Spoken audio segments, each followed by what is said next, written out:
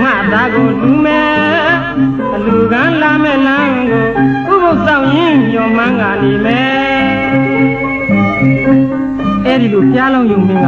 နှိုးဆော်လိုက်တယ်ဆိုရင်ပဲမိတ်ဆွေများဖြစ်ကြတဲ့မြောက်ကြီးကအနှံ့ရတာနဲ့ပြည့်စုံတဲ့ဘာနရတည့်တီးကိုလူမဲ့တဲ့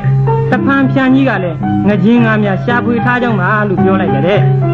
နောက်ဆုံးမိတ်ဆွေဖြစ်တဲ့မြေခွေးကတော့လေထုံယောက်ျားများမိထားခဲ့တဲ့အမဲခင်နဲ့နှုတ်သားဦးများရှာဖွေထားကြောင်းပါလို့ပြောလိုက်တော့ဘုရားလောင်းယုံမင်းကသာဓုသာဓုသာဓုလို့သုံးချိန်ခေါ်လိုက်ပြီး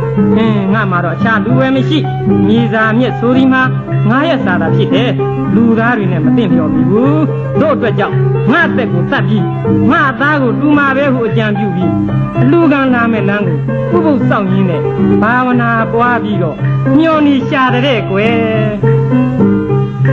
ဩသာဓုသာဓုသာဓုလို့ခေါ်လိုက်ပါတော့မယ်ငါမာရကဲခက်ပွဲကြုံတော့တယ်မြေသာဆင်းဝါပန်းတော်ညုံမုံညင်းငါသမင်းလေးမို့လူသားတွေနဲ့မသိလျော်ပါတော့တယ်ငါသက်ကိုတတ်လို့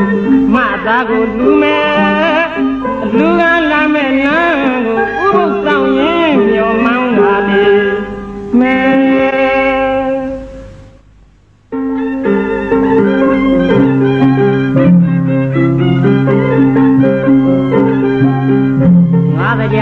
စံရဗန္ဓုကဗလာတင်မြိုင်ညောင်တွင်ဝဲပုံနာအိုရောက်ဖန်ရင်းလို့ယုံမင်းထန်ချင်းကကတကယ်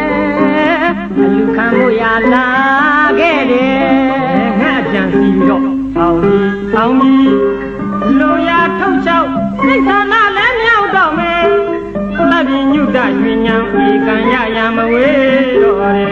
လူကရောက်ကြောင်းမှာတင်ယုံမင်းအသွေးကိုလည်းလူမယ်အသားကိုလည်းလူမယ်ဇီဝိတယုံနံအဟုတ်အမှန်လူဖို့ရွယ်မိဘုံတစ်ခုကိုလင်းသွားပြီးတော့ပုံနာသူရဲ့ကောင်းပါရဲ့အသိ